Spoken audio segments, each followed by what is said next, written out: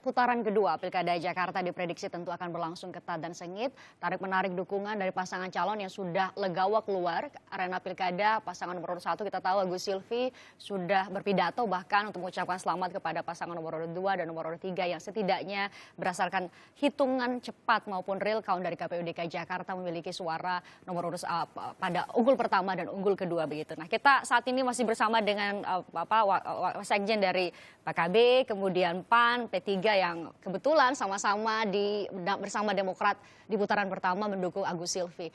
Tadi bicara soal mesin politik, kan kalau berkoalisi bukan hanya persoalan kemudian secara institusi memberikan dukungan, tapi apakah itu bisa diterjemahkan ke tingkat akar rumput. Anda bisa mengklaim seberapa besar kontribusi dari PAN terhadap 17,05% suara Agus Silvi? Saya kira kalau itu dikuantifikasi mungkin agak sulit ya, tetapi kita lihat di lapangan. Pada saat kita melakukan pemetaan kekuatan masing-masing partai dengan basisnya di daerah yang memang mereka dikatakan kuat, itu boleh dibilang hampir merata antara PKB, PAN, P3, dan Demokrat. Gitu. Sehingga kita membagi proses dalam pemenangannya itu berdasarkan kekuatan dari masing-masing partai pengusung di daerahnya masing-masing.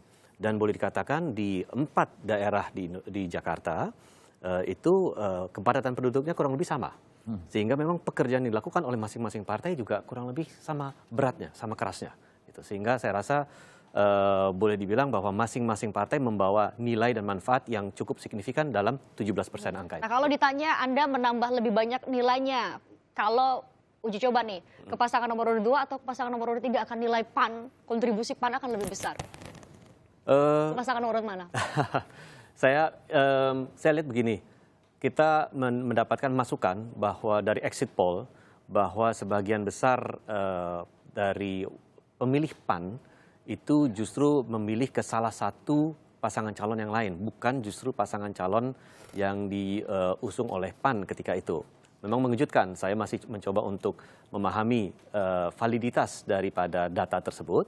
Tetapi kalau memang data tersebut adalah nyata dan bisa dipertanggungjawabkan, ya kita bisa lihat bahwa pemilih PAN cenderung mungkin ke salah satu di antara kedua ini, yaitu mungkin informasi yang saya peroleh, informasi dini yang saya peroleh ke pasangan calon nomor 3. Tapi bukan berarti bahwa keputusan PAN akan serta-merta mengikuti hal tersebut.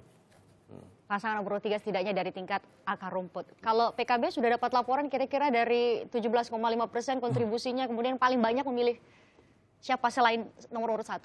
Sama, kalau dari exit poll itu PKB masih agak 60-40. Gitu. Jadi 60 tetap waktu itu ke Agus, Mas Agus. 40%-nya lari ke? Katanya Anies, katanya. Oke. 2. Ketiga, P3? Ya, makasih. P3 itu memiliki kursi 10 kursi di DPRD DKI, setara dengan 9, sekian persen.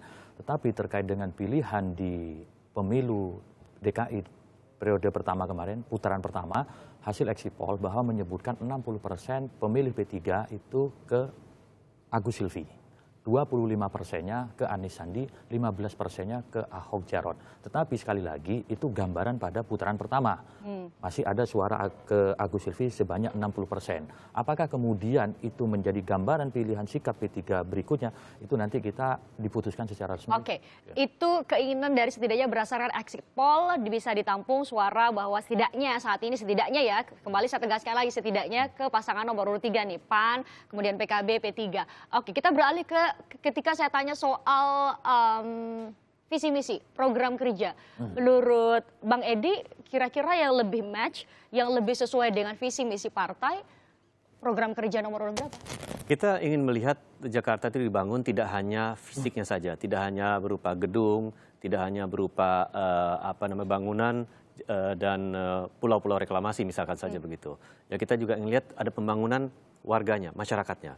Kita juga ingin melihat bahwa Jakarta itu adalah kota yang layak dihidupi oleh seluruh kalangan. Tidak hanya kalangan yang memiliki kapasitas ekonomi tertentu. Karena memang Jakarta boleh dikatakan merupakan salah satu kota termahal. Tidak saja di Indonesia tetapi ya di kawasan Asia.